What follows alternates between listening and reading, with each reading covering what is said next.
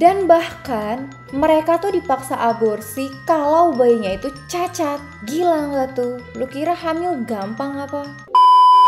Pernah kebayang gak sih gimana rasanya kalau tubuh kamu disewa buat lahirin bayi punya orang lain? Bukan karena kamu mau, tapi justru karena kamu gak punya pilihan.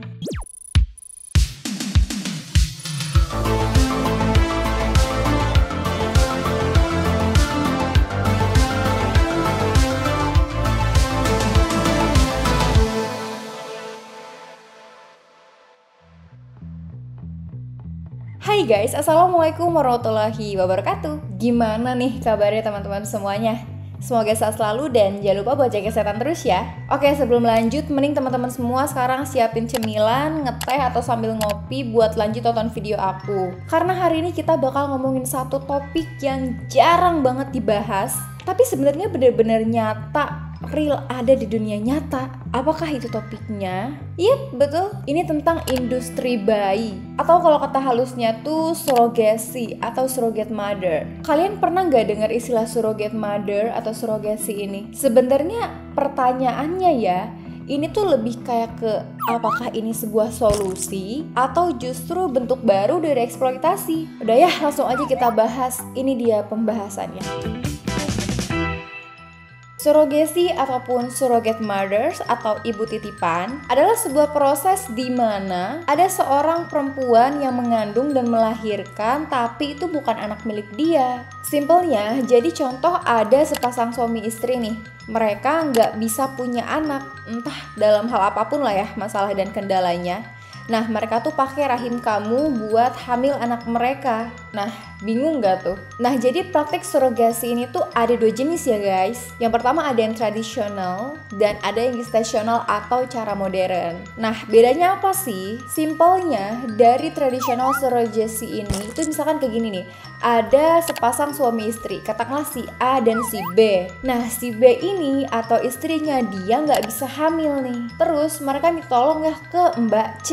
Nah, sperma dari si suami ini, si A ini, dimasukkan ke Mbak C sehingga yang hamil dan melahirkan itu si Mbak C tadi. Tapi penting untuk kita sama-sama tahu ya, kalau di traditional surrogacy ini, si ibu penggantinya atau si surrogate mother-nya tuh pakai induk telur sendiri. Jadi bisa dibilang secara hukum dan emosional tuh bisa jadi lebih ribet gitu. Soalnya si surrogate mother ini bisa ngerasa kalau dia tuh anak gue, ya memang anaknya kan karena pakai induk telur dia. Nah, makanya sekarang tuh lebih banyak orang yang milih cara modern atau gestasional dalam memilih praktek surrogasi mereka. Nah, sekarang kita bahas juga nih, apa sih sebenarnya gestational surrogasi atau surrogasi modern? Nah, kalau tadi di traditional surrogasi itu bisa dibilang si anak itu hasil dari percampuran antara sperma seorang suami yang dimasukkan ke dalam sel telurnya surrogate mother tadi. Nah, kalau di gestational surrogasi ini justru si orang ini tuh bener-bener cuman dipakai sebagai wadah aja. Kayak bisa dibilang tuh sekedar cuma nebengin rahim aja gitu. Contoh simpelnya tuh kayak gini lah. Misalkan ada si A dan si B, mereka berdua adalah pasangan suami istri. Nah, si B ini atau istrinya nggak bisa hamil nih. Nah, kemudian sel telur dari istrinya ini diambil, kemudian dibuahi oleh sel sperma dari suaminya di laboratorium dan menjadi embrio. Setelah percampuran antara sel telur dan sperma tadi berhasil menjadi embrio, barulah embrio tadi dimasukkan ke dalam rahimnya si Mbak C atau surrogate mother ini. Kayak Mbak C atau surrogate mother ini yang ngandung, yang lahirin, tapi nggak punya gen atas anak itu sama sekali. Ini juga bisa dibilang lebih aman secara hukum dan emosional ya, karena si ibu pengganti ini nggak punya ikatan genetik sama bayinya. Nah, jadi udah pada tahu ya perbedaannya apa? Kalau di cara tradisional, si ibu pengganti ini adalah ibu kandungnya juga, tapi kalau di gestasional ataupun di cara modern, si ibu pengganti ini cuma sekedar numpangin rahim. Tapi guys, ini bukan cuma sekedar soal sains dan kedokteran. Ini adalah soal uang. Sekarang pertanyaannya, apakah praktek surogasi ini tuh legal? Sebetulnya nggak ada angka presentasi yang pasti ya untuk data negara-negara yang memperbolehkan dari praktek surogasi ini di dunia. Karena bisa dibilang praktek surogasi ini tuh bisa legal di beberapa negara, bisa juga ilegal, dan bisa juga diperbolehkan tapi dengan berbagai aturan yang cukup ketat. Ini kayak contohnya aja ya, untuk praktek surogasi legal, beberapa negara memiliki undang-undang yang memungkinkan untuk melakukan surogasi baik secara komersial maupun non-komersial nih. Contohnya kayak Ukraina, Georgia, Amerika Serikat, dan banyak negara lainnya. Kemudian ada beberapa negara yang memperbolehkan untuk melakukan praktek surogasi ini tapi nggak bisa enak jidat gitu ya. Kayak mereka juga punya peraturan yang ketat supaya mengantisipasi tidak adanya eksploitasi wanita di sana. Nah, kalau tadi kita udah bahas surogasi legal, sebetulnya bisa dibilang legal juga, tapi dengan regulasi yang cukup ketat gitu. Kayak negara lain tuh bisa dibilang memperbolehkan, tapi juga bisa jadi melarang. Atau hanya memperbolehkan dalam keadaan-keadaan tertentu nih. Misalnya hanya untuk pasangan suami istri yang tidak subur. Nah, kalau di India, bisa dibilang negara India itu pusatnya surogasi lah pada saat itu. Tapi undang-undang baru membatasi praktek ini hanya untuk warga negara India yang tidak subur. Jadi untuk warga asing itu tidak diperbolehkan ya melakukan praktek surogasi di India ini. Tapi kalau di Amerika Serikat justru malah praktek surogasi ini tuh bisa dibilang cukup umum lah. Dan bahkan ada beberapa pusat fertilitas yang menawarkan surogasi ini dengan tingkat keberhasilan yang cukup tinggi. Nah, tapi kalau di Australia, sebetulnya pemerintah Australia itu tidak melarang, tapi hanya mengizinkannya secara cuma-cuma. Jadi nggak boleh tuh ada istilah imbalan untuk ibu penggantinya. Sebetulnya kalau di negara kita, di negara Indonesia, belum ada nih hukum yang secara eksplisit ngomong kalau surogasi itu dilarang. Tapi praktik-praktik semacam ini tuh cukup bertentangan dengan norma-norma yang berlaku di Indonesia. Kayak norma sosial, norma agama udah pasti. Khususnya ya, Undang-Undang Perkawinan dan Undang-Undang Kesehatan yang cuma mengizinkan terjadinya kehamilan dalam ikatan pernikahan yang sah. Dan bayi hasil hubungan suami istri itulah yang baru dianggap sebagai anak sah. Kemudian yang kedua, praktek bayi tabung atau IVF. Kayak bisa dibilang praktik bayi tabung di Indonesia tuh sangat diperbolehkan. Tapi harus dipakai dari sel telur serta sperma dari suami istri itu sendiri. Dan rahimnya juga harus rahim si istri nih. Jadi nggak boleh tuh pakai istilah ibu pengganti. Nah, kalau nekat mau pakai ibu pengganti atau nekat pakai praktek surogasi ini, ya siap-siap aja. Secara hukum nggak akan ngakuin hak-hak dari orang tua aslinya. Jadi bakal bikin ribet gitu dari status hukum. Kalau nanti itu mau bikin akte anak, mau bikin surat warisan, itu tuh bisa jadi sangat ribet gitu. Dan sebetulnya praktik surogasi ini tuh nggak cocok kalau mau diterapin di Indonesia, karena kan seperti yang kita tahu ya, kalau Indonesia tuh negara yang sangat menganut banyak norma gitu. Banyak yang menganggap kalau ini tuh melanggar norma kesusilaan, terutama kalau si sel telurnya itu justru dari pendonor atau dari orang lain nih. Makanya nih kebanyakan orang Indonesia kalau mau pakai praktek surogasi ini, mereka tuh larilah ke luar negeri, kayak ke Amerika, ke Ukraina, atau ke Georgia. Nah gitulah pokoknya ya, kalian juga pasti ngerti deh. Nah tapi guys, seperti yang aku bilang di awal, kalau ini bukan cuma soal sains dan kedokteran, tapi juga soal uang. Ini yang mau aku bahas. Karena sebenarnya ada loh sindikat yang menyediakan jasa sewa rahim ini, yang di dalamnya sudah jelas bisa dibilang praktik perdagangan orang dan pengeksploitasian wanita. Kok bisa terjadi gitu ya? Nah gimana cara terjadinya? Yang pertama itu udah jelas lewat agen-agen bayangan guys. Kayak bisa dibilang ada calo ataupun ada agennya gitu yang rekrut para wanita-wanita yang miskin. Mereka dijanjikan uang gede, dijanjikan perawatan medis, bahkan kehidupan yang lebih enak gitu kalau mereka mau menerima tawaran ini, tapi justru malah dieksploitasi. Dan kebanyakan dari mereka tuh nggak punya persetujuan yang jelas gitu, kayak nggak ada hitam di atas putih nih secara legalnya lah ya bisa dibilang. Banyak perempuan yang nggak ngerti tuh konsekuensinya apa aja kalau mereka terima tawaran ini. Kadang juga nggak dikasih tahu hak-hak mereka, kayak hak hukum, resiko medis, dan kemungkinan trauma emosionalnya. Mereka tuh nggak nggak tahu, nggak diedukasi dulu. Apalagi ya di beberapa kasus ekstrim di negara-negara kayak India, Nepal, Kamboja. Kamboja lagi. Ya intinya ibu-ibu pengganti di sana tuh dijaga ketat di dalam satu ruangan, yang mana mereka tuh nggak boleh kemana-mana. Mereka nggak boleh pulang sampai bayinya itu lahir. Nah terus gimana nih kalau ternyata si bayinya itu cacat atau kliennya malah ngebatalin? Ya bayinya bisa diperjualbelikan lah. Kalau udah terjadi kayak gini, ini kan bisa termasuk dalam perdagangan manusia nggak sih? Sebenarnya ini sih alasan kenapa banyak negara yang kontra dengan praktek surogasi ini, atau beberapa negara yang memperbolehkan pun dengan regulasi yang cukup ketat, karena mereka khawatir adanya praktik eksploitasi wanita di negara mereka. Dan mereka juga membuat aturan kayak kalau misalkan boleh nih untuk melakukan praktek surogasi, tapi hanya untuk warga negara mereka sendiri. Jadi orang asing nggak boleh masuk nih. Ini contoh kasus nyata ya. Waktu tahun 2014 di Thailand, ada skandal namanya Baby Factory. Kayak seorang pria Jepang memiliki 13 lebih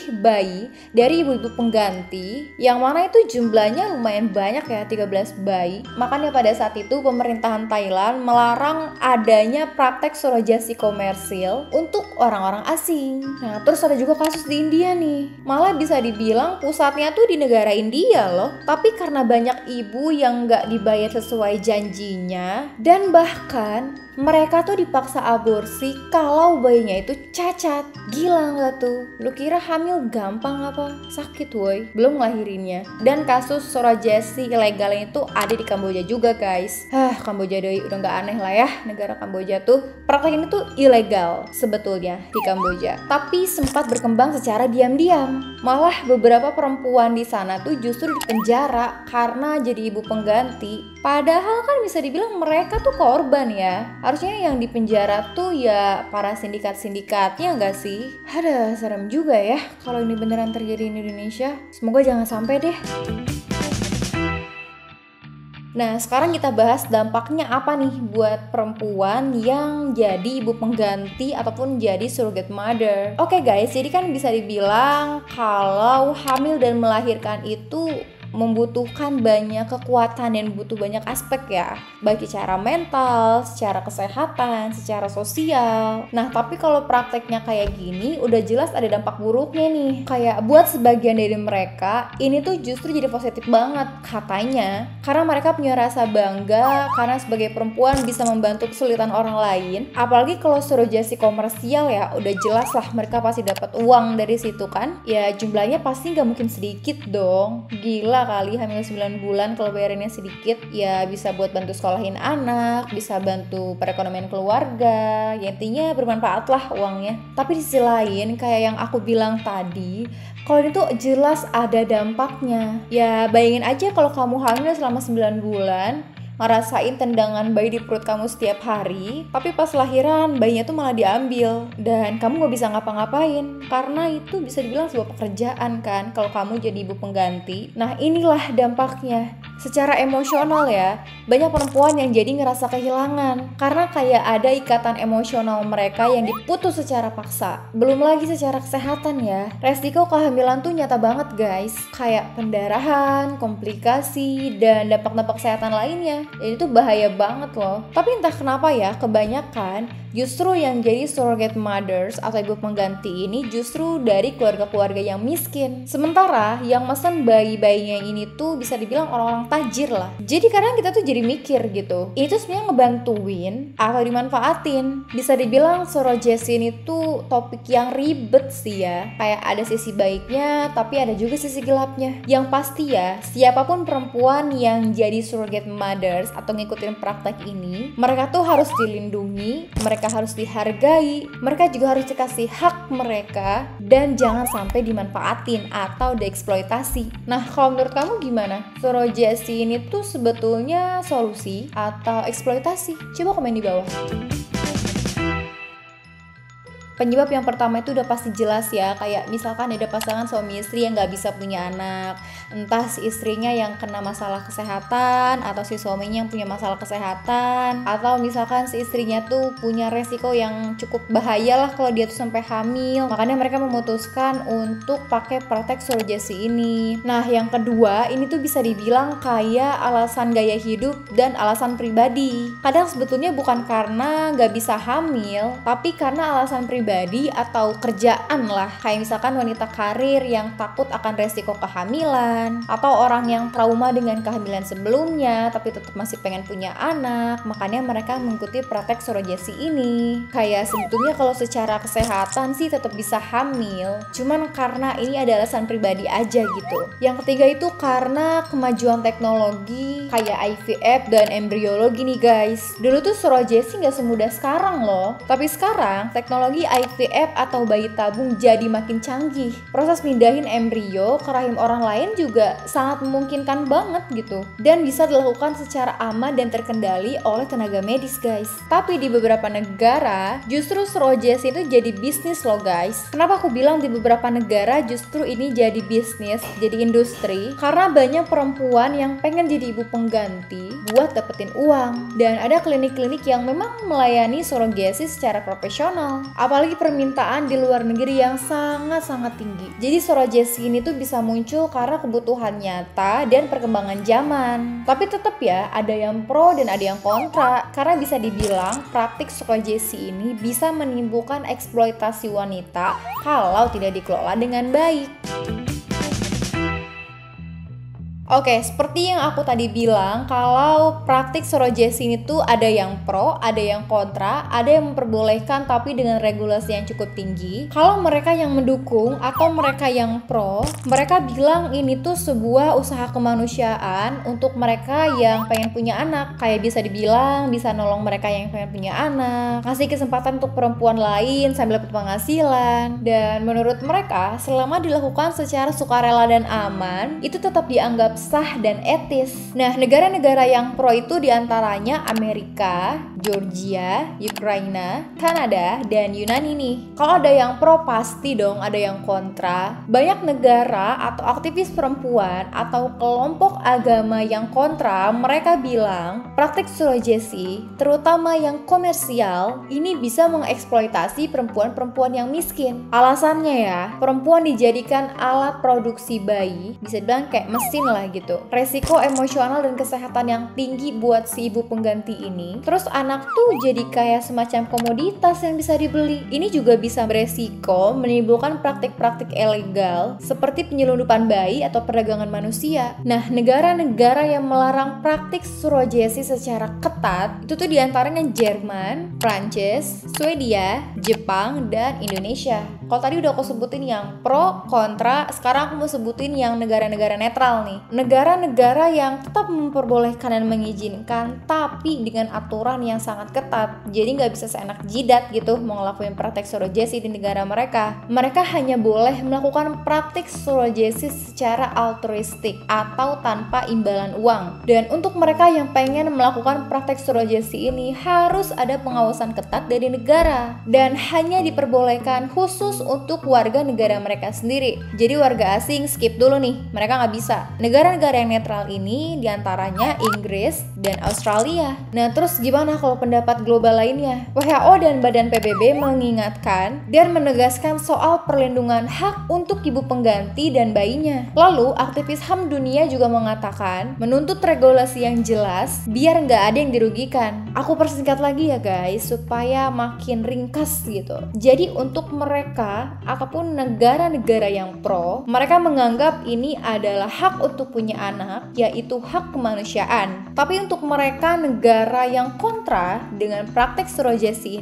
ini adalah eksploitasi, trauma emosional, dan potensi perdagangan manusia. Jadi kesimpulan dunianya adalah surrogasi itu sebetulnya sah-sah aja, asal dilakukan secara etis, adil, dan tidak eksploitatif. Nah, sekarang pertanyaannya, apakah surrogasi ini bentuk dari sebuah kemajuan atau bentuk eksploitasi modern? Aku pengen tahu pendapat kalian. Coba komen di bawah. Jadi sebetulnya ya guys, ini kalau menurut aku praktik surogasi ini memang gak cocok lah ya kalau ada di Indonesia, karena resikonya bisa dibilang lebih banyak gitu dibandingin dampak-dampak positifnya. Apalagi dengan keadaan Indonesia ya, yang kita sama-sama tahu lah bagaimana orang-orang dan sosialnya. Ini akan jadi sangat berbahaya nih buat perempuan.